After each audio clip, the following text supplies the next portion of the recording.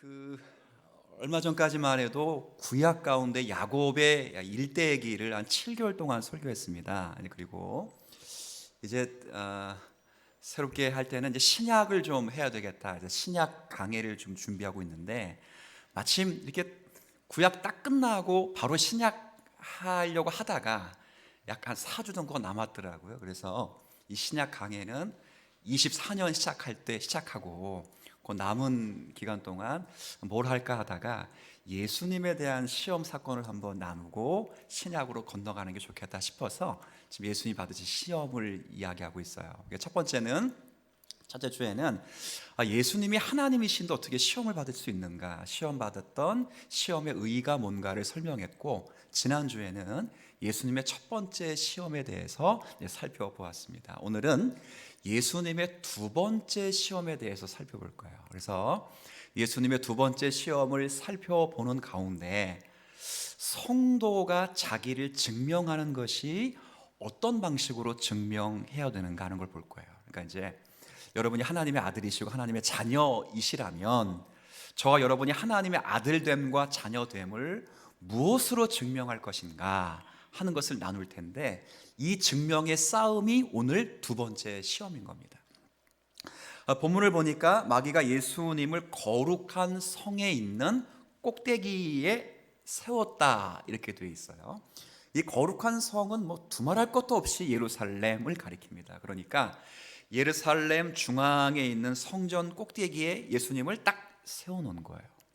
그리고 마귀가 이렇게 말합니다. 한번 성전에서 뛰어 내려보세요. 성경에 기록되어 있기를 하나님께서 천사를 명하여 발이 돌에 부딪히지 않도록 하신다고 하셨습니다 라고 이렇게 이제 유혹을 한 겁니다. 근데 이제 여기서 중요한 건, 여기서 핵심이 뭐냐, 사실은 뛰어내리라 안 뛰어내리보다 훨씬 중요한 건 이 마귀가 지금 뭘 인용하고 있다는 거예요?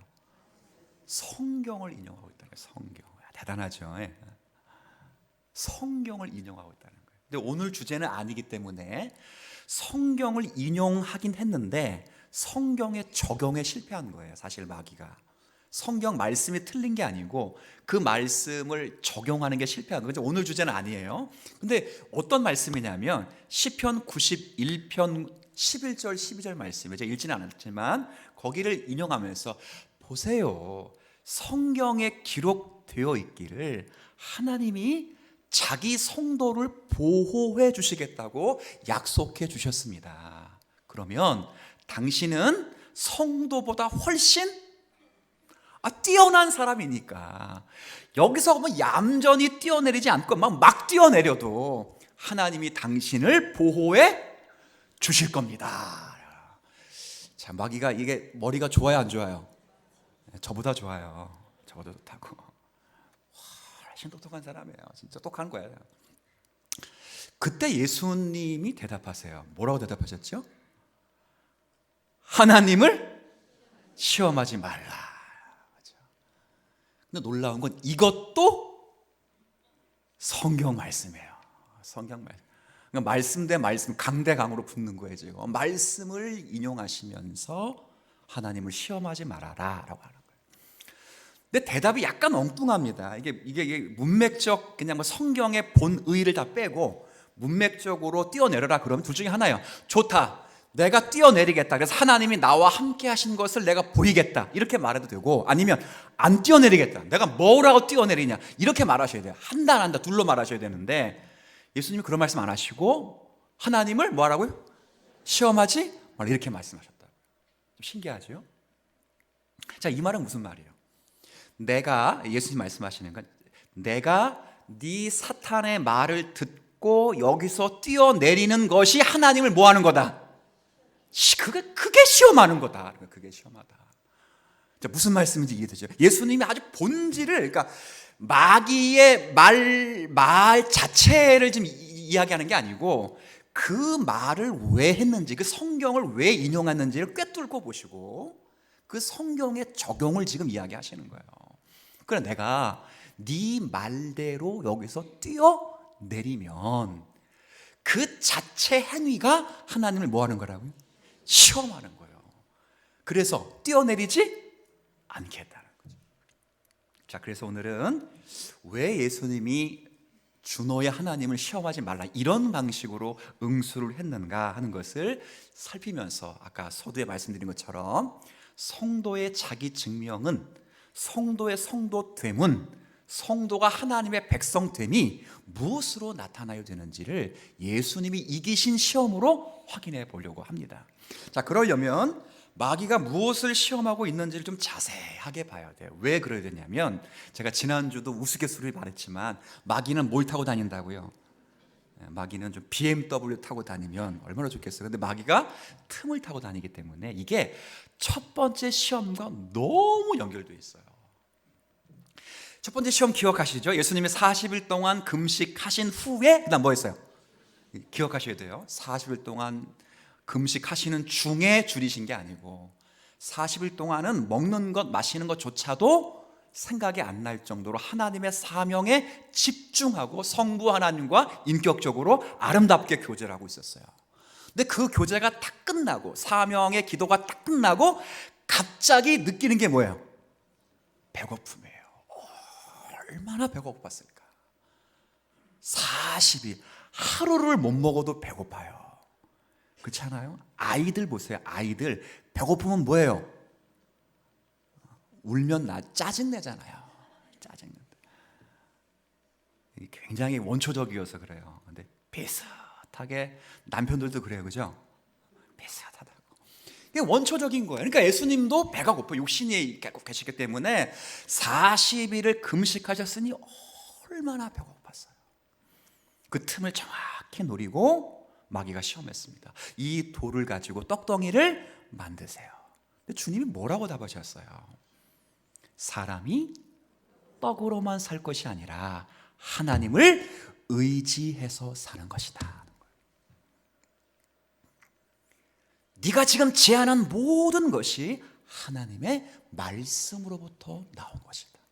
불기둥, 구름기둥, 홍해가 갈라지는 것, 하늘에서 만나를 먹는 것, 동풍이 불어 메추라기가 떨어져서 입에 누린내가 나도록 고기를 먹었던 것 다 하나님의 입에서 나온 것이니 사람은 하나님을 의지해서 사는 것이다. 답을 했어요. 그랬더니 마귀가 또 뭘 타고 다녀? 틈을 정하겠다. 두 번째 시험. 그래? 당신이 정말 하나님을 의지하셔? 그러면 하나님을 의지하고 있는 그 믿음을 한번 보여보세요. 하나님을 그렇게 의지하고 계시는데 성경에 보니까 뛰어내려도 천사를 명하여서 성도의 발끝이 돌무리에 걸리지 않도록 보호해 주셨으니 당신이 그렇게 하나님을 의지하면 뛰어내려 보세요. 큰 믿음을 한번 보여보세요 라고 이야기를 한 거예요. 참 교활하죠? 교활한 거예요. 제가 드라마처럼 이야기를 했는데 여러분처럼 이게 전혀 무슨 얘기인지 모르겠다 이러시는 않을 거라고 생각이 듭니다. 이해를 돕기 위해서 약간의 드라마틱하게 이야기를 한 거예요. 그런데 잘 보시면 여기서 제가 지금 구두식으로 이야기한 말 속에서 마귀의 시험의 정체가 나와요. 본질이 보세요. 당신이 하나님을 의지를 굉장히 많이 하는데 하나님을 엄청 사랑하는데 하나님을 의존하는데 그 의존하는 믿음을 뭐라고요? 자, 따라합시다. 보여주세요. 오늘 이 시험이에요. 이 시험. 성도들을 끊임없이 부추기는 마귀가 유혹이 뭐냐?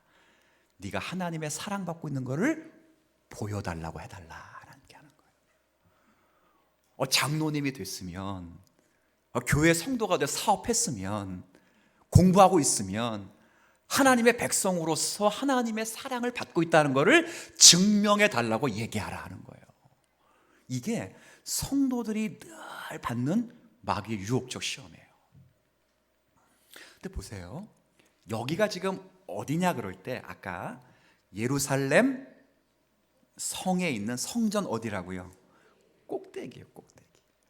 여러분들은 그 이스라엘 나라 가운데 성전이라고 하는 것은 굉장히 중요한 의미가 있습니다. 왜 그러냐면, 어떤 의미냐면, 이게 사실은 유대 지도자들이 전부 성전을 중심으로 활동하고 있어요. 그게 종교 지도자들이든 정치 지도자들은 전부 예루살렘의 성전을 중심으로 활동하고 있고, 유대인들조차도 장차 메시아가 오시면 반드시 성전에서 자기를 드러낼 것이다 라고 생각을 했어요.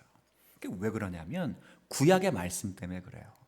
여러분이 바벨론 포로 생활을 다 끝내고 1차 귀환을 할 때 스룹바벨이라고 하는 분을 통해서 수많은 사람들이 이 남유다로 돌아가잖아요. 그때 성전을 건축합니다. 무너졌던 솔로몬의 성전을 대신해서 스룹바벨 성전을 지으는데 재밌는 현상이 일어나요.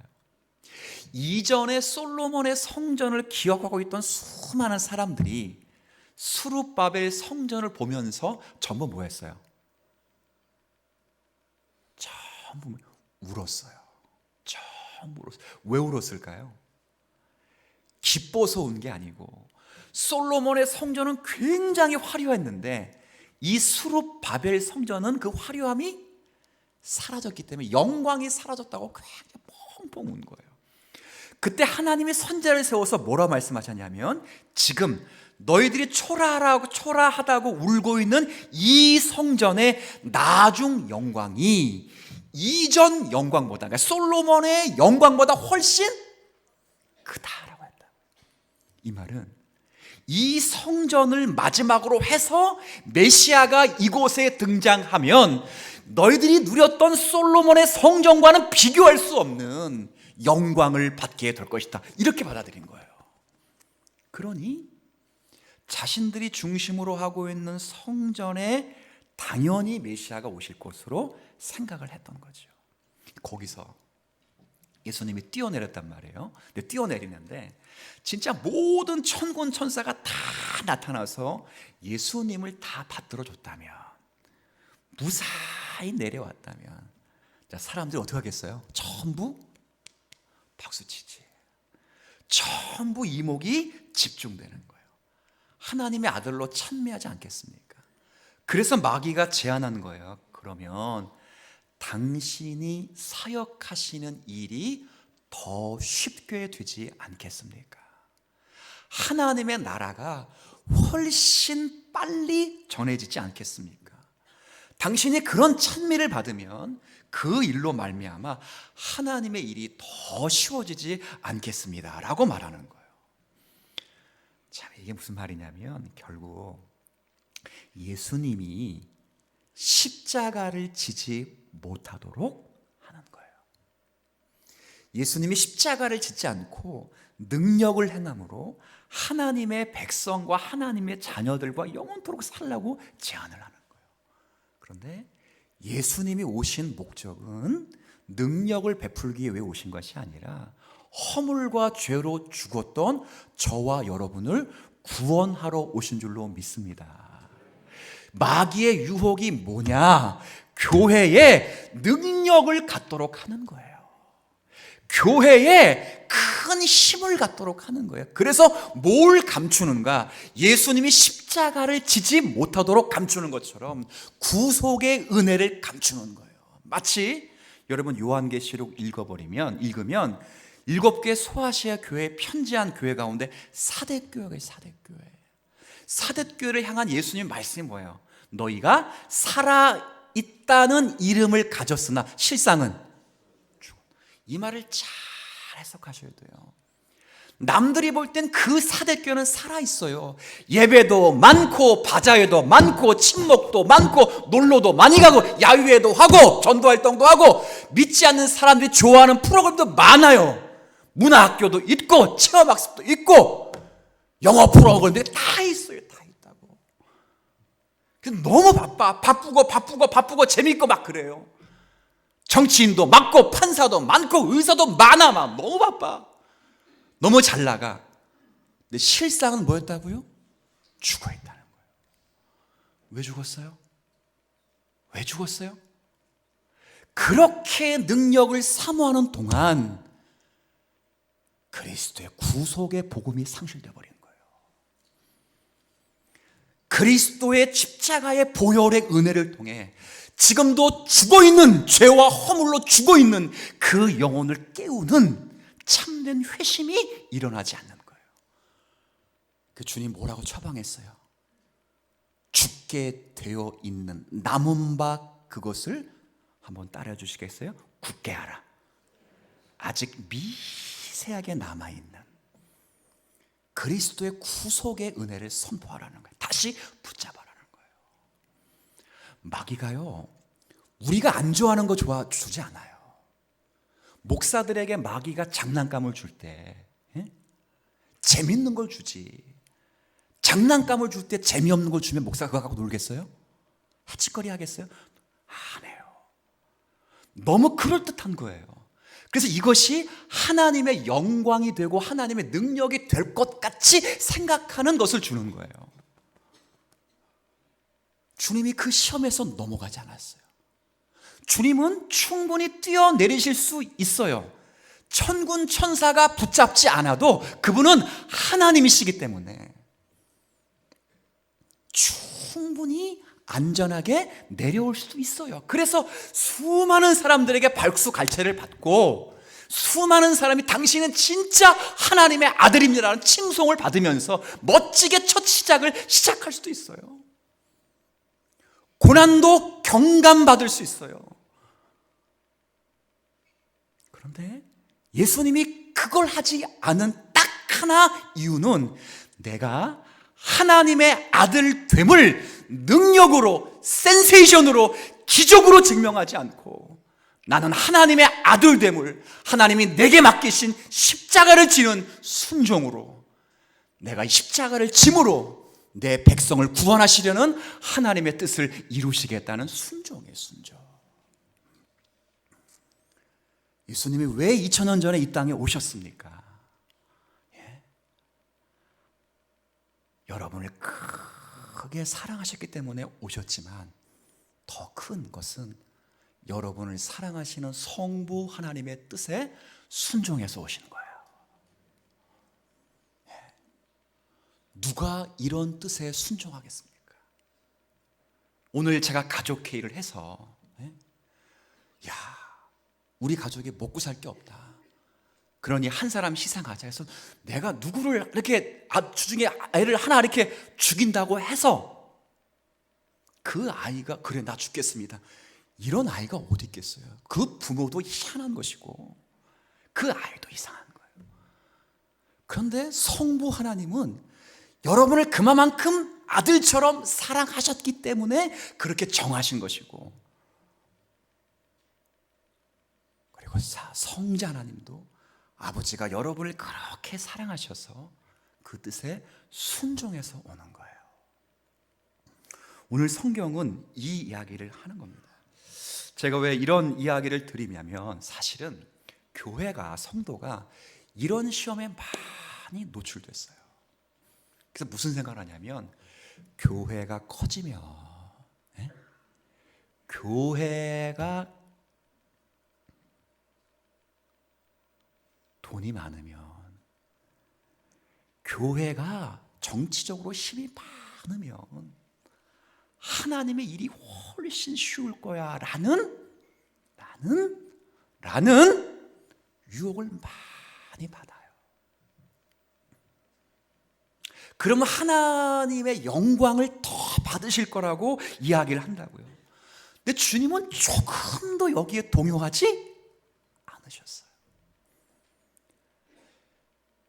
주님은 여기에 조금도 미동하지 않았어요. 제가 성도님들과 여러 번 들은 말이 있는데 듣기는 너무 좋아요. 뭐 어떻게 저에게 이 말씀을 하셨냐면 이렇게 말씀하시는 분이 종종 있어요. 목사님, 저는 하나님을 위해서 돈을 많이 벌어가지고 하나님을 위해서 멋지게 사용하고 싶습니다. 들을 때마다 기분은 어떻다고요? 되게 좋아, 되게 좋아. 어디에 좋냐? 하나님을 위해서 잘 쓰겠습니다. 나는 말에 너무 좋은 거야. 근데 기억하셔야 돼요. 성경은 하나님은 우리에게 하나님을 위해서 돈을 멋지게 쓰라는 것은 사명으로 주셨지만 돈을 많이 벌라고 우리에게 사명을 주신 적은 한 번도 없어요. 단 한 번도 없어요. 우리 지난주 설교 들었던 분은 재물 얻을 능이라는 표현을 앞으로 개인이 자기 영달을 위해 쓸 수 없다는 걸 여러분에 분명히 밝혔습니다. 그 말씀이 의미한 바가 무엇인지를 밝혔다고요. 근데 우리는 마치 이것이 하나님께 능력과 영광, 하나님의 일에 더 크게 역사될 것으로 생각해서 자신의 뜻을 정해놓고 하나님을 도용하는 거예요. 그래서 무슨 생각이 드냐면 하나님의 뜻과 자기의 뜻을 뒤섞어 버리는 거예요. 전도 현상이 일어나는 거예요. 그리고 자기의 뜻이 하나님의 뜻인즉 밀어붙여서 하나님이 도와주셔야 된다고 하나님의 능력을 끌어오는 거예요. 이게 마귀의 두 번째 시험이에요. 근데 분명하게 합시다. 분명하게.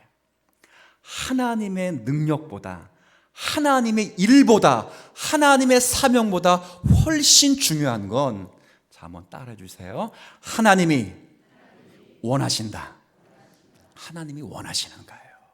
이게 훨씬 중요해요. 여러분 주기도문을 기억하시죠? 주기도문에 6가지의 간구가 있어요. 부름, 송영 빼고 6가지의 간구 가운데 3번째가 하나님에 대한 직접적인 간구예요. 나머지 3개는 우리에 대한 간구예요. 이 첫 번째 3가지의 순서를 잘 보면 첫 번째가 하나님의 이름이에요. 하나님의 영광이에요. 그리고 두 번째가 하나님의 뭐예요? 나라요, 나라. 하나님의 역사가 확장되는 거예요. 근데 3번째가 뭐예요? 첫 번째부터 쭉 하늘에 계신부터 하면 따라할 수 있어도 이렇게 하니까 힘들 수 있어요. 그죠? 원래 그럴 수 있어요. 근데 3번째가 뭐예요? 보세요. 하나님의 영광, 하나님의 나라 그러면 당연히 그 다음이 하나님의 능력 아니겠어요? 능력. 그런데 하나님의 능력이 아니라 하나님의 뭐예요? 뜻이 뜻. 하나님의 이름, 하나님의 영광이 선포되고 하나님의 역사가 이루어지는 데는 하나님의 능력이 아니라 하나님의 뜻인 줄로 믿어야 돼요. 하나님이 뜻하시면 우리에게 능력이 없을지라도 하나님의 능력을 주심으로 그 뜻을 이루실 것이고, 하나님이 원하시지 않는다면 내가 모든 것을 이룰 수 있는 능력이 있다고 생각할지라도 하나님은 그 일을 이루시질 않는 거예요. 그래, 능력보다 훨씬 중요한 건 하나님의 원하심이에요. 원하심. 이게 굉장히 중요한 거예요. 그래서 믿음의 참된 자태는 하나님의 원하심을 잘 아는 거예요. 그래서 믿는 자들은 무엇보다도 하나님의 뜻을 잘 알고 그 뜻에 맞춰 순종하는 삶을 성도의 자기 증명으로 알고 살아가는 거예요. 그분이 높은 곳에 처하게 하시면 처할 수 있고 낮은 곳에 처하게 하시면 낮을 수도 있는 거예요. 근데 우리는 그렇게 하지 않아요. 전부 저희 엄마도 어머니도 절일 때 기도했어요. 머리가 될지언정 꼬리가 되지 않게. 진짜 이 정말 기독교는 전부 다 대갈장군이 돼가지고 전부 이 800만 기독교인이 전부 대가리에 있어. 이 국가의 몸통은 누가 될 것이며 이 국가의 꼬리는 누가 될 것이며, 대통령이 800만 명이라고 생각해 보세요. 누가 국민 노릇을 할 거냐고. 주님, 내가 판사가 되면 주님 뭘 돼? 열심히 공부하시고 열심히 책임 역하면 하나님이 언젠가는 여러분을 적절하게 사용해 주세요. 그럴 때 우리에게 필요한 건 높아지는 것이 아니라 내가 높든 낮든 주님이 나를 통해 하나님이 뜻하신 나라와 이름을 이루어 주실 것이다. 여기서 중요한 건 능력이 아니라 하나님의 뜻이다. 원하시는 게 뭐냐는 거, 원하시는 게. 주님이 그걸 보이시는 거예요. 마귀는 뭐라 주님의 뜻에 순종해서 십자가 지냐, 힘든데 당신 하나님이잖아. 능력 보여봐. 더 빨라, 더 빨라, 더 빨라. 만약에 제가 이렇게 원래 개혁주의 설교가 예화도 없고 약간 지루합니다. 사실은 성경을 성경으로 풀어내기면 지루해요. 이런 설교를 지루하게 듣는 것보다 일주일에 한 명씩 누워있는 자가 일어나는 안수를 제가 해줬다고 보세요. 그러면 교회가 더 빨리 부흥할까 안 부흥할까? 훨씬 빠르요. 제가 안수했더니 서울대 붙고, 오른손으로 안수하면 서울대, 왼손 제가 안수했더니 쪽박 나던 사업이 대박이 나고, 주여 주 외쳤더니 막 돈이 생기고 막. 그러면 교회는 훨씬 사대교회처럼 바쁘고 빠르고 막 문화 프로그램도 하고 이것저것 다 한다, 다 할 수 있어. 왜 못해?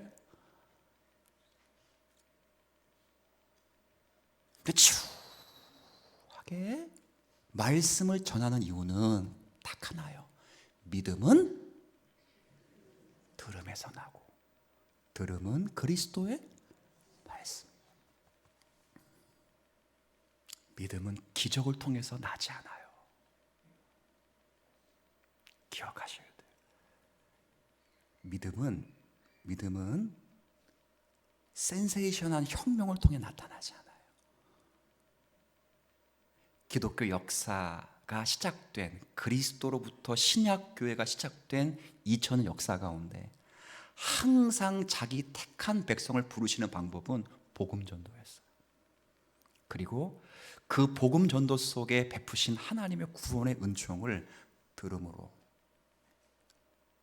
참된 믿음이 생기도록 역사하시는, 그게 참된 믿음이에요. 그럴 때만 참된 믿음이 될 수 있어요. 병든 자가 낫다라는 소문 때문에 병든 자가 와서 나으면 그 사람이 구원의 의미를 알겠어요? IMF 만나가 쪽박 찬 사람이 교회 와서 안수했더니 대박이 났어. 대기업이 됐어. 그렇다고 해서 그 사람이 구원의 복음을 알 수 있냐고, 하나님의 속성을 알 수 있냐고요. 절대 몰라요. 감춰버리는 거예요. 너무 바쁘고 너무 능력이 많아서 사대교회는 점점 죽어가는 거예요. 점점. 교인의 숫자는 많아지는데, 그래서 으쌰 막 돈도 많이 걷고 막 열심히 이것저것 또 하는데 한 영혼이 참된 회심이 일어나지 않는 거예요. 제가 금요기도 때 4개월 동안 죄 죽이기 설교했어요. 죄 죽이기. 딱 로마서 8장 13절 딱 한 절 가지고 4개월 동안 설교했다. 그 설교 가운데 한 성도가 자신이 진짜 구원을 받았는지를 검증하는 시간, 진짜 개인적으로 그 설교 들으면서 내가 진짜 중직자인데 내가 진짜 구원받았는지 내가 잘 몰랐다. 믿으면 그렇게 나오는 거예요. 주님이 그것 때문에 충분히 하실 수도 있는데 그렇게 철저히 하나님의 뜻에 순종하게 되는 거예요. 그렇죠? 거기서 뛰어내려 보십시오. 뛰어내릴 수 있어요.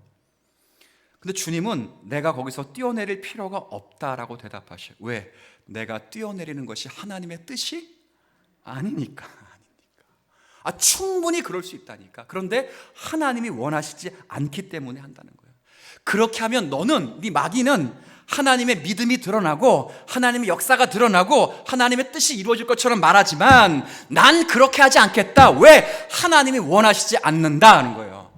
나는 하나님께 강요하지 않는다.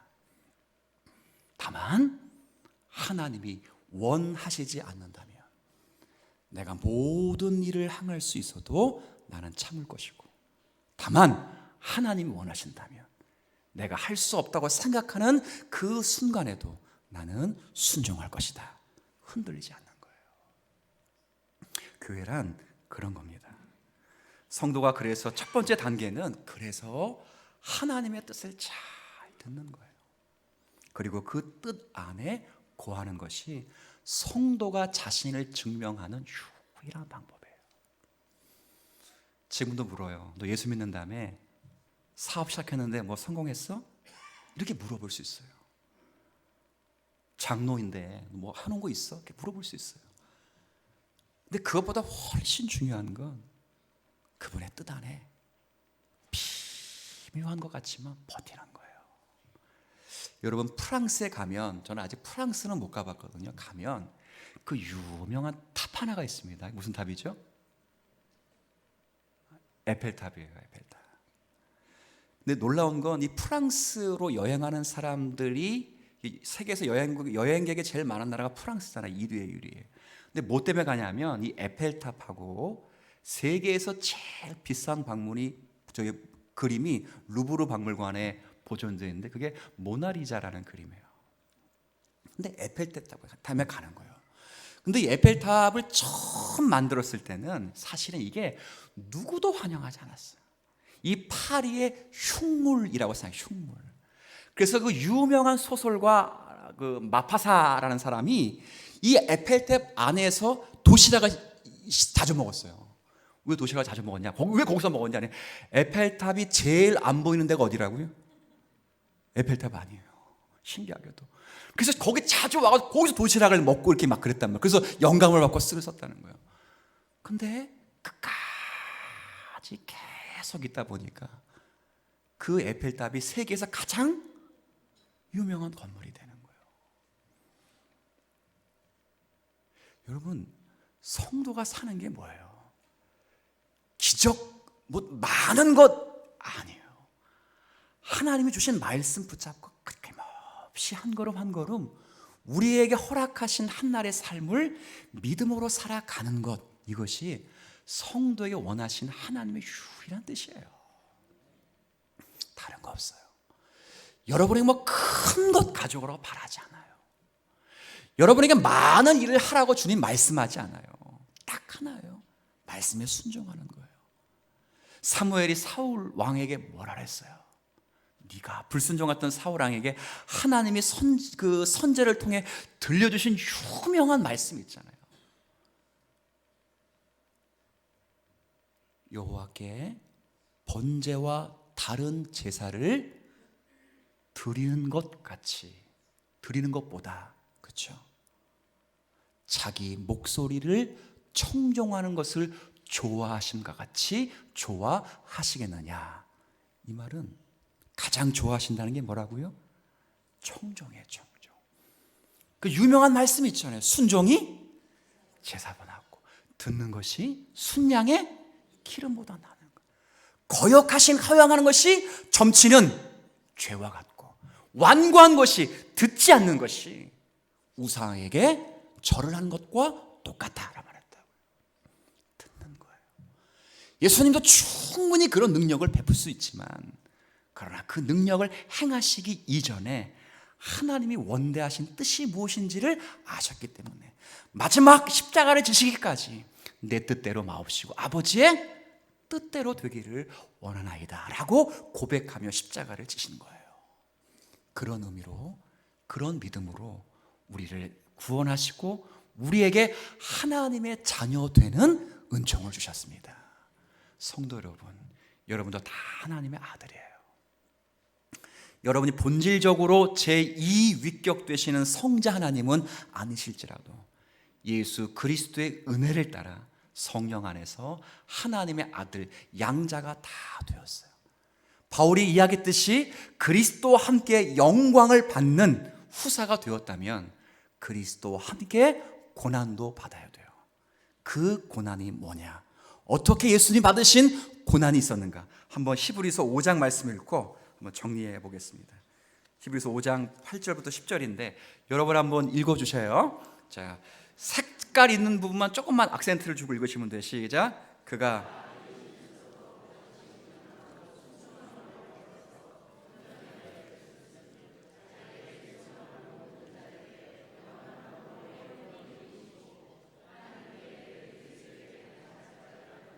대제사장이라 칭하심을 받으셨느니라. 아멘. 자, 사도가 말합니다. 예수님은 우리의 구원자이시고 구원의 근원이 되셨는데 어떻게 되셨다고요? 빨간 글씨 순종함으로 됐다는 거예요. 고난 중에 받는 그 순종으로. 어떻게 예수님이 하나님의 아들로 증명됐습니까? 어떻게 예수님이 우리의 구원자가 됐습니까? 어떻게 예수님이 하나님의 뜻을 성취했습니까? 뭐함으로? 순종함으로. 그리스도와 함께 구원의 영광과 영화를 누리려면 그리스도와 함께 고난을 받아야 되는데, 그 고난은 멸시천대 십자가가 아니라 자기 십자가, 자기를 부인하며 그리스도의 말씀에 뭐하는 거? 순종하는 거예요. 순종하는 거예요. 큰 일을, 내가 목회 1000명 해야 되겠다, 이렇게 하는 그 마귀의 속삭임에 넘어가지 말고 지금 있는 영혼을 귀하게 여기며 말씀 한 말씀이라도 믿음은 들으면서 나니, 바른 말씀 전해서 그 성령께서, 믿음을 유혹해 하시는 성령께서 그 진리의 말씀으로 인생의 지성을 깨우쳐 그리스도에게 복종하는 은혜를 내가 하나님 앞에 순종함으로 세워가야 되겠다, 그런 마음으로 목회하는 거야. 근데 부추겨, 옆에서 부추긴다고, 목사님 나와 함께 하면 부추긴다고, 목사님 내 이야기를 들으면 부추긴다고. 그게 나쁜 게 아니에요. 목적은 다 좋아 보인다. 목적은 다 좋아 보여. 그분은 분들도 하나님의 영광이라고요. 영광이라고. 마귀도 하기 뭐예요? 하나님의 영광을 위하여 능력을 보여보려는 거 아니에요. 근데 중요한 건, 능력보다 더 중요한 건 하나님이 뭐 하시는 거? 원하시는가, 뜻에 순종하는 거예요. 잘 순종해 오셨어요. 여러분에게 특별한 이적이 없어도, 여러분의 특별한 기적이 없어도 여기까지 잘 순종해 오셨다면 24년도 그 말씀에 깊이 순종하며 사는 거예요. 사업이 잘 되는 날이 있기도 하죠. 그럴 땐 감사할 수 있어요. 사업이 안 되는 날이 있으면 곤고하게 우리를 감추시면 지난날에 우리가 놓쳤던 많은 것들을 생각하며 주님이 무엇을 내게 요청하시는가를 뜻을 묻는 거예요. 사업이 어렵다고 쫄쫄 쫓아와서 쥐야 도와달라고, 내가 하나님의 영광을 위해서 돈 버는 것이지, 그게 아니라 묻는 거예요. 그렇게 해서 여러분을 통해 하나님 되심이 증거되는 그런 은혜가 가득한 우리의 일생이 되기를 주의 이름으로 축복을 드리겠습니다.